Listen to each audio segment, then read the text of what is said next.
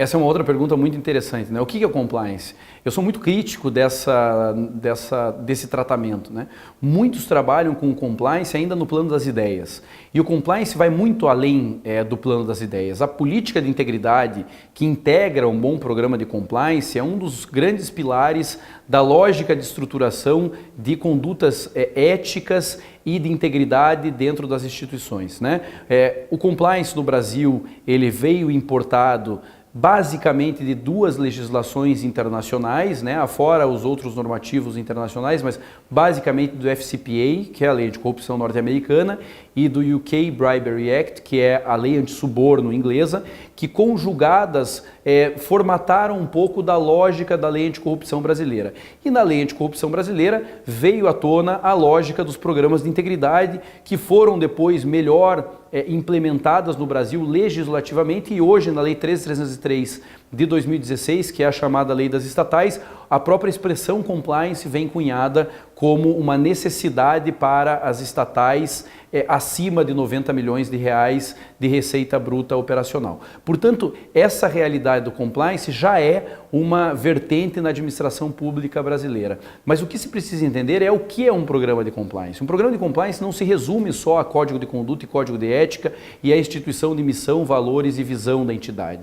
É necessário que se vá além. Um bom programa de compliance prevê, primeiro, uma análise da maturidade da empresa ou do ente que está instituindo esse programa. E nessa análise de maturidade, você tem um sem número de pesquisas e questionários internos que devem ser feitos para elaborar efetivamente uma estrutura de integridade dentro daquele órgão, porque não existe receita de bolo, não existe efetivamente uma regra geral de compliance. O compliance é montado, a conformidade daquela entidade é pensada para aquela entidade. Depois dessa análise de maturidade, há necessidade de se verificar os instrumentos normativos que influenciam aquele ente ou aquela entidade, para que com esses instrumentos normativos se faça uma boa política de integridade, com um bom código de ética, um bom código de conduta e suas políticas acessórias. Uma boa política de due diligence, por exemplo, uma boa política de gerenciamento de risco, uma boa política de consequência, uma boa política de segregação de funções sensíveis, que na administração pública é tão importante em razão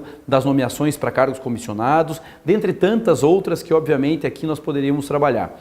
Depois disso a gente ainda tem a fase de elaboração de uma boa matriz de risco, uma matriz de integridade e não só uma matriz contratual como a legislação vem trabalhando hoje na administração pública. É necessário que eu tenha uma matriz institucional de integridade para verificar dentro daquela entidade quais são os riscos de compliance, o que a gente chama na prática de risk assessment de compliance. A gente tem que analisar quais são esses riscos voltados à lógica das desconformidades da entidade. Passando, necessário a instituição de um bom canal de denúncia, com proteção ao denunciante e com ampla capacidade de oferecimento dessas denúncias por qualquer um do povo. Portanto, é necessário que sejam aprimorados o que hoje se conhece como canais de ouvidoria, né? E, por fim, um treinamento, uma capacitação e um monitoramento contínuo desses programas. Portanto, de um breve bate-papo entre nós vemos que compliance é muito mais do que simplesmente agir em conformidade.